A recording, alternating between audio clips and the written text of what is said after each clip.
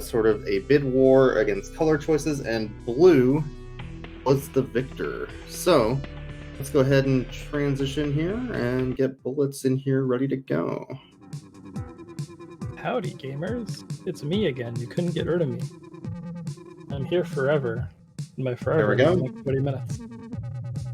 All right. Yeah. So these were the 4 choices. This is a complete blind vote. Nobody knew what the choices actually looked like. So this is our choice for today. It is the propeller hat Ponpu, my favorite Ponpu.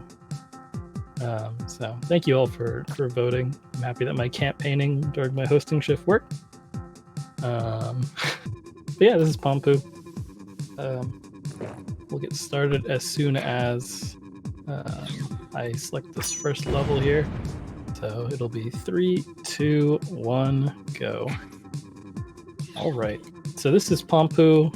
If you've ever seen Bomberman before, and if you've ever seen a game about a duck, you pretty much know what this game's going to be.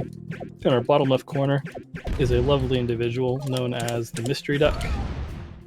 He appears for exactly 30 seconds during the run and then never again. Or he doesn't appear in the game from this point on. He just kind of hangs out. He's like, yo, this is how you just blow everything up. And then he just disappears forever. Which is good. Like every single every other creature or thing that Ponpu comes in contact with, he destroys. So probably a good idea to only exist in dialogue, because otherwise he probably will get blown up. But as we were taught during the tutorial, you can place bombs. You can launch bombs by shielding when you're next to them, so it's kind of nice. You can kind of protect yourself while launching bombs at people. But you can also stun people if you shield while you're near them. So there's only a few base controls, but you can kind of use them in fun ways. The main goal of each of these levels is to grab the key and then get to the exit. But how we get there is where all the fun happens. Bombs on! We're in the first area called Toad Cave.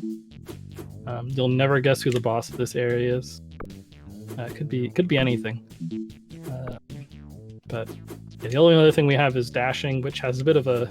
You can only do a certain amount of dashes in a certain amount of time, so you can't just spam dashes and go across the level really quickly. So you have to kind of time them out. Sections during this, like where we're walking by these enemies, we really want to be able to dash while we go by them so they don't hit us. We also launched ourselves into that pit because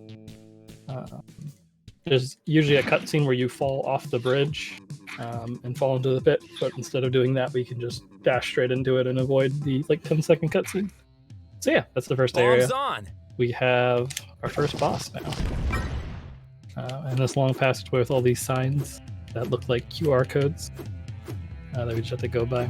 For some reason, this is the only boss, like the previous thing before the boss, where you have to kind of walk up to them and it takes 10 seconds to get them. All the other ones, you walk for a second and you're already there. So this is Lump Lord Mcquack. I think his name's a reference to Ripcord Mcquack, which is a DuckTales character, but I don't know. Maybe that's just me with a tinfoil hat. Me and a corkboard and a bunch of string and stuff like that. But yeah, he's a hairy toad that just jumps around. You have to leave bombs for him when he launches places and do damage to him whenever he lands. So when you defeat him, he turns into a lump, and we do the one thing we need to do, which is do our lovely dance. One thing that might ruin the game for everyone is if you watch the blue Ponpu's eyes blink individually. They don't blink together. They blink at different times, and it's really unnerving when you notice it. So yeah. Okay, but that dance is really good. The dance is really good. Bombs on! So this is our first, our main kind of meta glitch, I guess, of this category. Is that if you quit out of the first level of each area, except for the first and last area, you're able to skip the first level. I don't know why it works. I won't say Bombs stuff on. like the game gets confused. We're better than that. I don't know. You can just leave the level and it sets you to the next level, but it doesn't complete the first level. So once you complete the second level, it just gives you progress for the first and second level. So that cuts down on the levels we have to do. One weird thing is you can't shoot your bombs through the those spike traps that are there. Also, the thing we just passed by is a checkpoint. Don't really need it right now, but we'll need it later. We also have this fun little thing called a remote bomb. And we can set it places and activate it whenever we want to. It has a really huge blast radius, so it'll be useful later on. Right now we just used it to clear out some obstacles in our way. But it's really useful for later AI fights, like the one we just did, but later on there'll be more than one AI. The first fight, it just gives you one, and you can kind of just unlock them really easy. So it's not too much of a thing to have to worry about. Bombs on! Alright, Scary Forest 3. We're going to use the similar thing we did before, where instead of backtracking, we can go fall into a pit because there's an underground area for each level. And this one just happens to put us next to the little springboard that takes us back. So instead of walking all the way back, we can just fall into a pit and get launched back. So a little bit safer, a little bit quicker. We'll be using that a little bit during the run to cut down on backtracking, as well as doing some checkpoint death abuse. So this will be the second boss. I don't really know if I can describe what the second boss is. It's Bombs open on. to, it's like open interpretation, I guess. How I see it is, I think this is a frog hermit crab hybrid with a really long tongue. So, you know, but if you think it's something different, you know, it's okay. The boss will attack with a certain amount of tentacles that attack your position, and then will become stunned. So for the second attack, it's going to be 6. And then when we get to the third phase, the boss will attack in these bursts of tentacles, and these tentacles will keep going until they run into something. So I do this kind of shuffling motion where I'm running them into each other because their hitboxes last for a really long time. So you can kind of use that to your advantage. The only bad thing about that is you can't just shuffle back and forth between like really thin, like really small area, because those hitboxes will still be there and hurt you. So regardless of what that thing we just killed was, we get a dance again, so the dance will happen every single time we beat a boss. We get another 4 more times. This is Tech++. Next area we're going to. Some Tech++ is where there's definitely like a difficulty increase in terms of both the boss and just the general levels. Again, we're going to do the first level skip just by quitting out. To explain why the category is no level swap, there's a glitch where if you quit out, and then as you're quitting out, you grab a checkpoint, which we'll be using the level after this. Won't be using level swap, but we'll be using a checkpoint. If you set your checkpoint there and then go to a different level, it'll actually confuse the game into thinking that you're in the level that you entered, but on the map that the checkpoint was set on. So you're able to arbitrarily do one level and have it count as another one. So the obvious use for that is to do the same really quick level over and over again and have it count for all the really long, hard levels. So in the spirit of a more interesting run, I guess, or a more diverse run, with all the levels in it, this is kind of the category that I've been spending most of my time with. There's Lump again. We get to refight Lump. He's fairly similar, he just jumps faster. And he looks slightly different. Ow, very rude. But for the most part, not too bad. So that's the last time we'll see Lump. So hopefully nobody was hoping for a third Lump appearance with like a cyborg Lump. Maybe for the Ponpu sequel. But yeah, Some sort of forest lump. Bombs on! Something like that. I'm surprised they didn't go with that reference. All the bosses like references to something.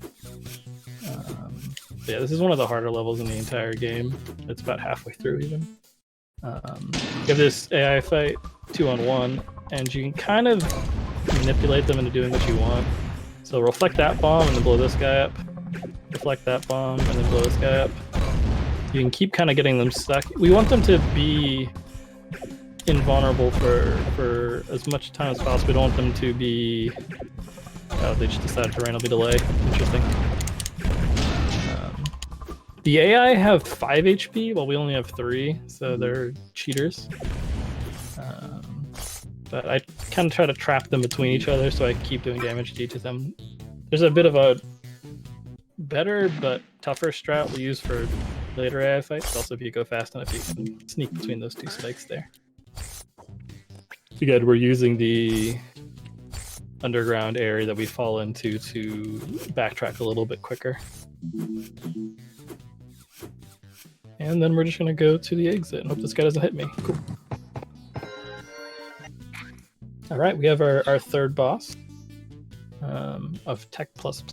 This boss has a lot of like interesting stuff you can do. I'm gonna try my best to do the fast strat for him, but it involves we have 3 health and it involves intentionally taking damage twice in very specific ways. The first one's easy to do, the second one's really tough and depends on the positions he goes to.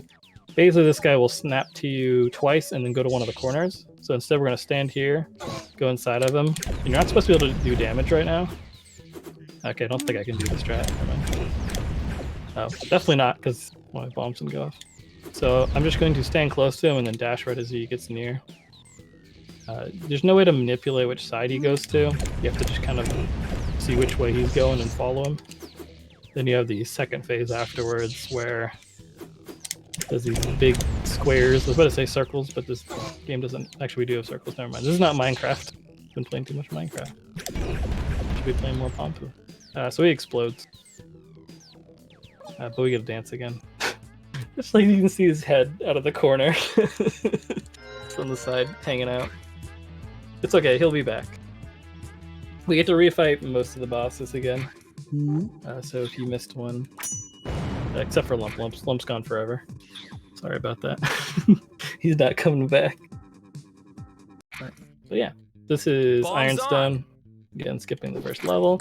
The game also randomly not mutes your audio, but starts decreasing your audio over time. But because we have that first level swap glitch, we can actually menu upwards and change the music and keep the music on for the entire run. Because it used to be you'd get about 2 worlds deep and then all the music would just be muted by the end of it. I don't know why that happens, and they've not fixed it, so I guess they don't know how it happened either. I had a fun interaction with the devs where it was like, I think I left a comment on like the Steam forums, and I was like, "Hey, I found some stuff in the game. Is there anywhere I can like send you an email about the stuff?" And I think they're now scared of getting emails from me because it was a pretty long email, but it was hopefully helpful. We're gonna intentionally take damage here because we picked up a checkpoint before this fight.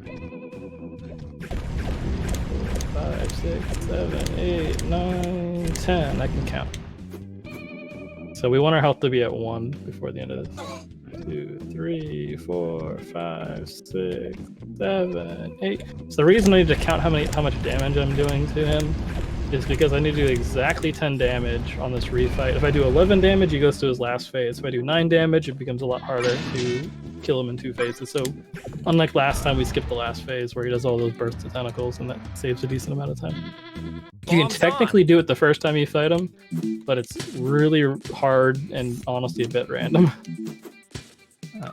You have to do like 9 damage the first time, really the first phase, and then somehow get 11 damage before he goes into his last phase. Play the Minecraft oof sound effect. The developer in this game, for some reason, makes the Minecraft Steve noise of oofing. I completely forgot that. Maybe it was like subliminally implanting the idea of Minecraft into my head. Is that the Roblox one? The developer boss. Every time you hit him, he made the oof sound effect. I forgot about that. I've played this game too much. I have like 111 hours in this game. You're not even at Tomato Town yet. That's true. Yeah. Once you wipe it out, though. That's what's about to happen right here. There's only one egg master between us. This game has such good dialogue, and like we kind of zoom by it. But every time I catch a little bit of it, I'm reminded that this game is actually just a masterpiece. So all the colors of the Pompus you don't pick end up being part of the AI fight, so unfortunately for all the people that donated for red, yellow, and green, we will be destroying them repeatedly. So, sorry. You should have donated more for charity. We should have taken damage during that fight because we want to die. Relatable. Sorry. Anyways, so we're in a death war back to the checkpoint. And, I mean, look, it's been a pandemic, all right. Like, Bombs on. It's been a long time. it's been a weird year. It's fine. Yeah. Tassel, thank you very much for the raid. Welcome to Ponpu. So yeah, we're at the end of the run. Not the end of the run, the end of the world. We got 2 more worlds, we're not at the end yet.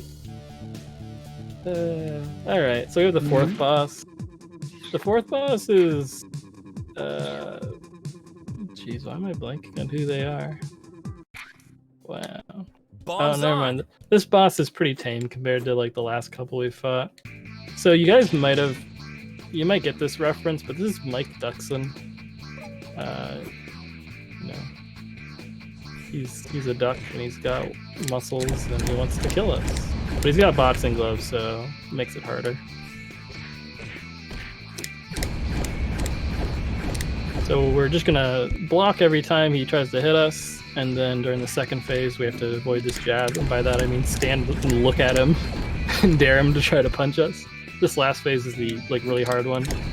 You have to dash like pretty much as his fist is on top of your head, and if you don't dash when the fist is on top of your head, he punches you really far away and you lose 2 hearts. It's like the only thing that actually does 2 damage to you in the entire game. Pompu's close enough to a goose. Ponpu and the goose from Untitled Goose Game would probably get along pretty well. If they ever met, I think the world would probably be doomed. This is Ice Mountain 1. This is like the hardest set of levels.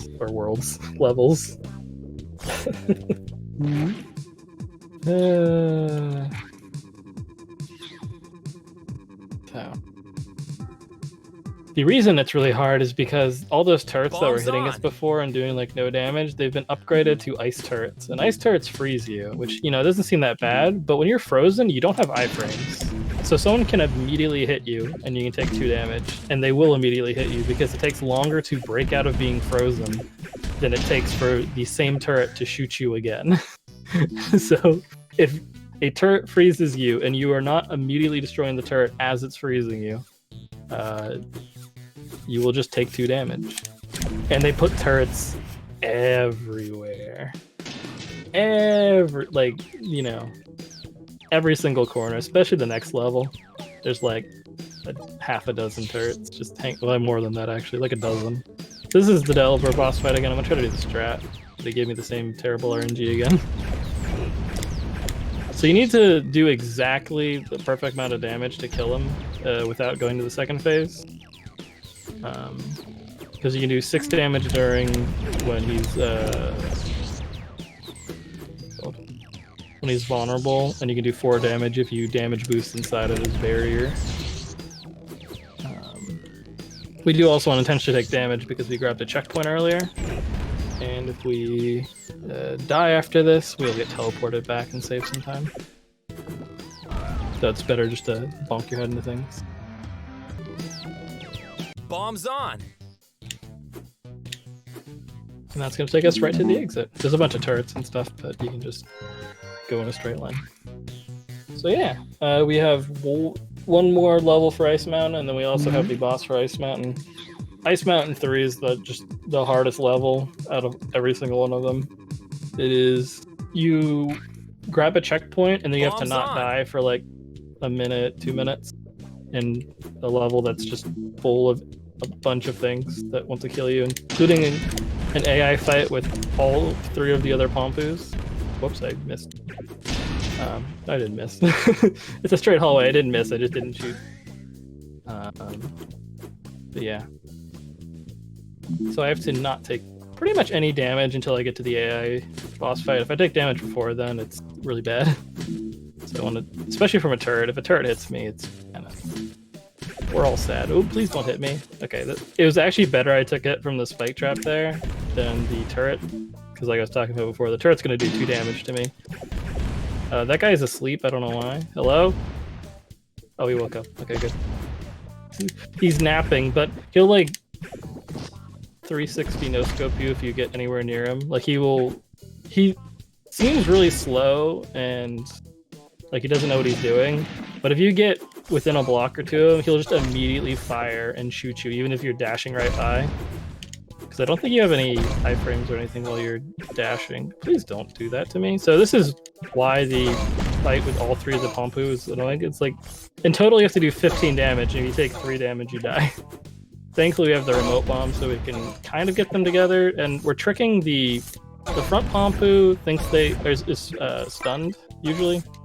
And the back 2 Ponpu still think they can hit us when they're in a line. Oh please, I'm actually the worst position to be on the entire map. Oh, never mind, Red just blew himself up. That's okay. The Pompus have a propensity for self-destruction, which is an interesting sentence I didn't think I was going to be saying today, but here we are. So I need to not die for the next, like, 15 seconds here, and then we're good. Okay, or like 10 seconds, or like 1 second. There we go. So now we have the second hard part of the level, which is getting through here without getting hit by anything but that guy that hit us right there. And then on 2 HP, not getting hit by anything. So if a turret hits us at this point, we're dead. He'll just freeze us and something else will hit us. We have this last turret here, and we're just gonna bounce some bombs off the side to blow them up. So yeah, that actually was really clean for Ice Mountain 3. It's not uncommon to die and lose like a minute. Every death before you get the key is like, can be upwards of a minute lost. So, yeah, pretty good. Bombs on!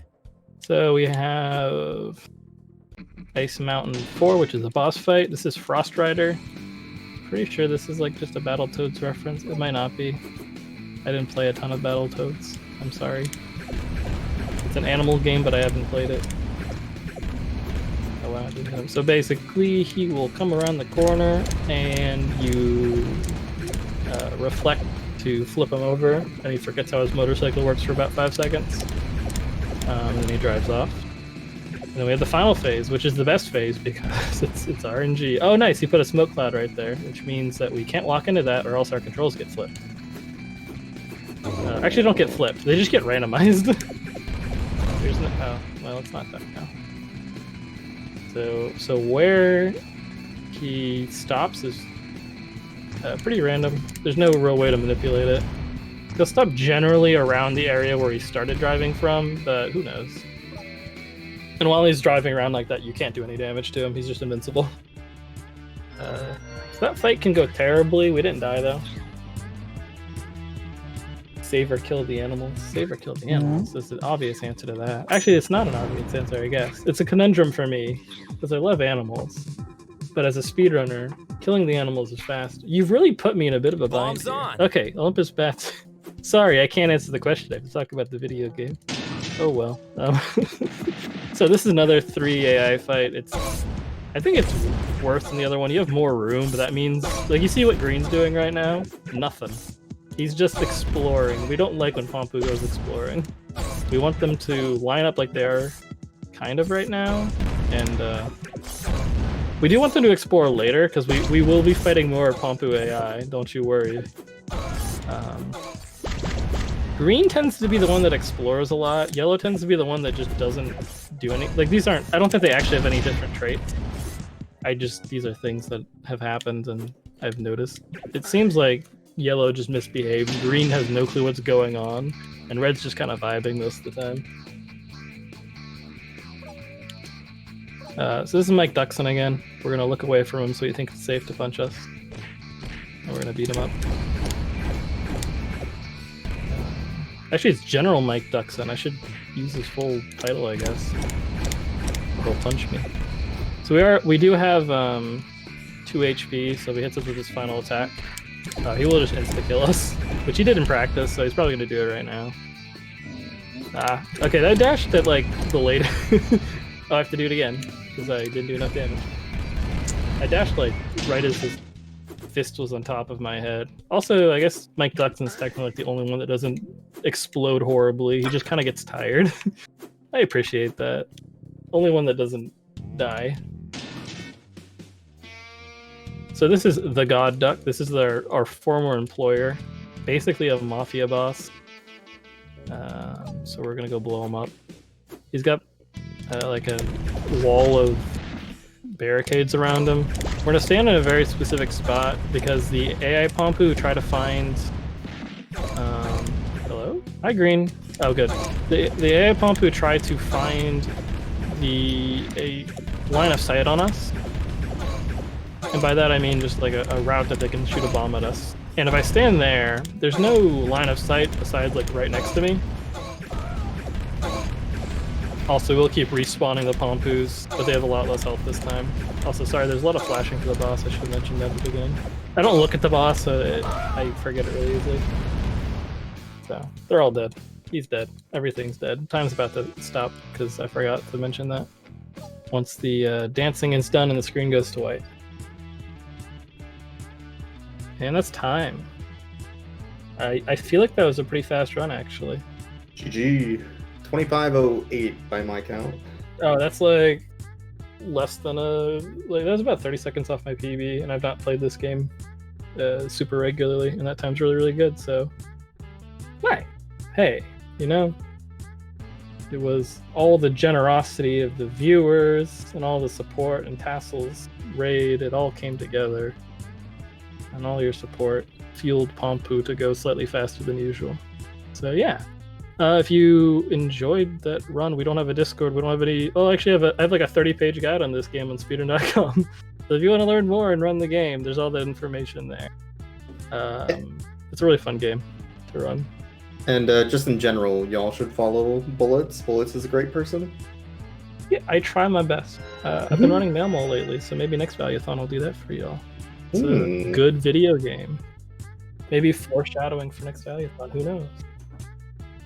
All right. Up next will be Dishonored 2 any% Corvo with Demonic Robots, which is one of our bonus incentives. I will go ahead and get to our setup screen.